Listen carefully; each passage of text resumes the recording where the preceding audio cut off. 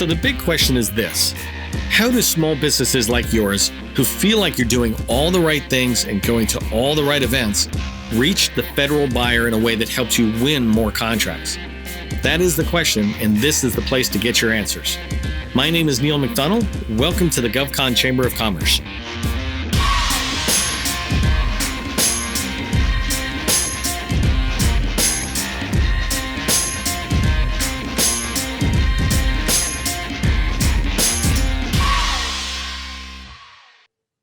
Okay, let's get started.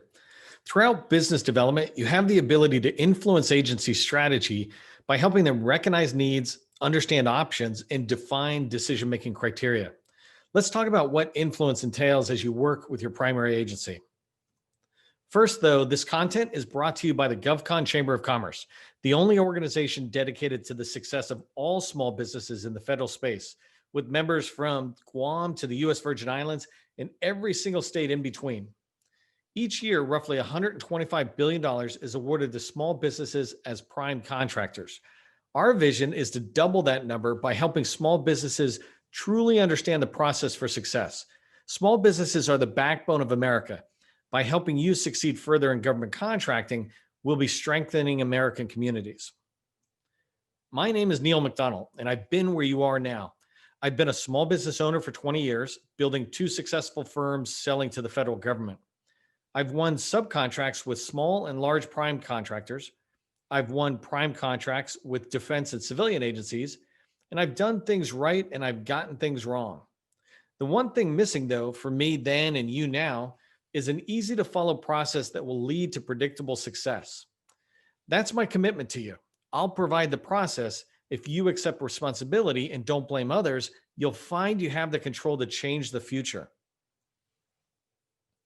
Government contracting is not a secret. It's just a process. And the GovCon sales process includes BD, capture, and proposal writing. Look for my other videos about the GovCon sales process to learn more.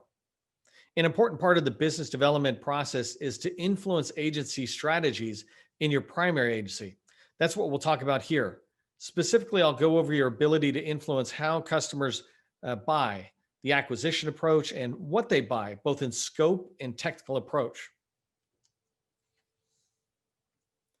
How a federal customer buys is called the acquisition approach. For example, is this a credit card purchase that just requires a quick quote, or a multi-million-dollar opportunity that requires a detailed proposal from each vendor? It is wrong to try and get a federal contract based on your small business tag compared to your product's quality or the services you provide.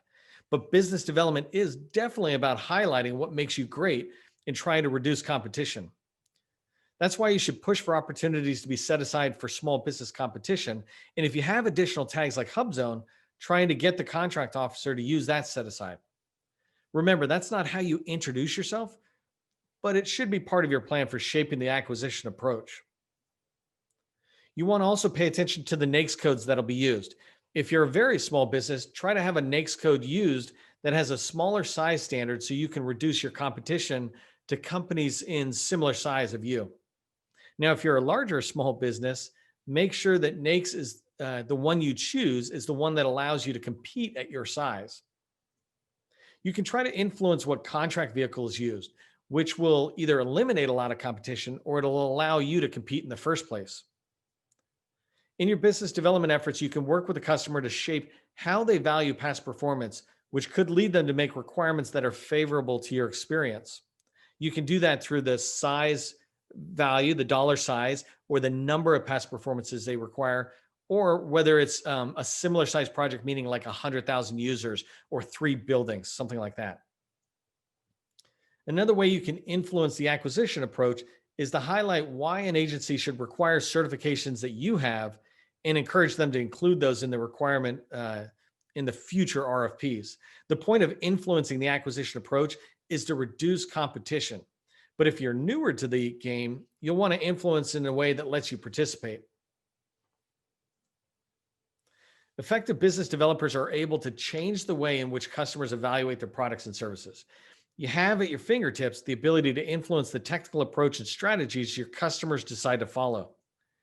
One of the most important parts of business development is to help a customer realize their areas of dissatisfaction whether with systems, products, vendors, or et cetera. You can't propose a great solution if the customer doesn't know they have a problem. You want to make sure that you understand the difference between implied needs like our computer crashes all the time to explicit needs. If we don't replace our computers, we'll no longer be able to support our agency's mission. You need to help your customers turn those implied needs into explicit needs in areas that your company has the best products and services. Another way to influence the technical approach or requirements is to help the customer understand the risks they face from not doing anything or choosing the wrong solution, vendor, etc. In your numerous business development activities, you should make yourself a trusted advisor in areas of expertise. Once you've established solid relationships as a SME, you'll be able to provide technical suggestions. Finally, whether your customer is buying this year or next year, they're always trying to stay up to date on the current best practices and lessons learned.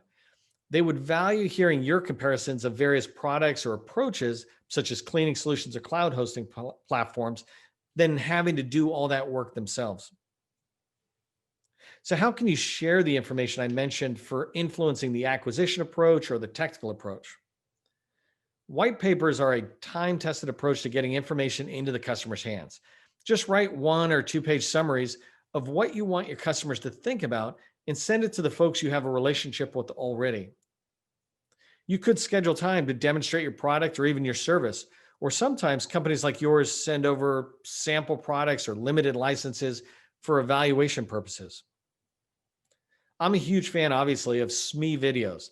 They're just like this one, designed to be 10 minutes or less on a single topic.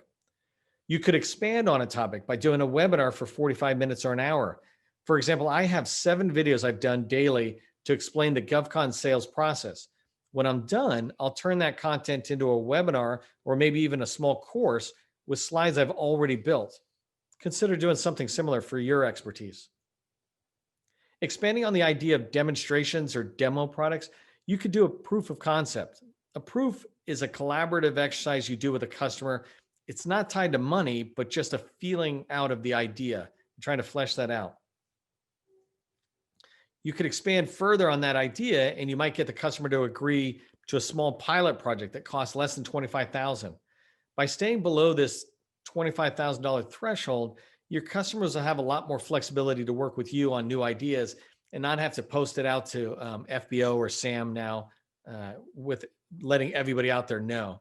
The whole idea of influencing your customer is about educating them. So you want to find the method that works best for them and then do this on a regular basis. So remember, government contracting, it's not a secret, it's just a process. An important part of business development is to influence agency strategies in your primary agency. That's what we just went over here. Specifically, we talked about your ability to influence how your customer buys or the acquisition approach and what they buy, both in scope and technical approach. As you develop strong relationships within an agency, you'll find you can influence those buyers. If you found the content valuable, others will too. Please give it a thumbs up so they can find it. If you'd like to connect with me personally, do so on LinkedIn. Make sure to sign up for the GovCon Chamber's email list at www.govconchamber.com. We often do free training webinars and interview federal buyers for you. The email list is how we let you know about these opportunities. Finally, please consider becoming a sustaining member of the GovCon Chamber of Commerce. I'm Neil McDonnell, wishing you great success.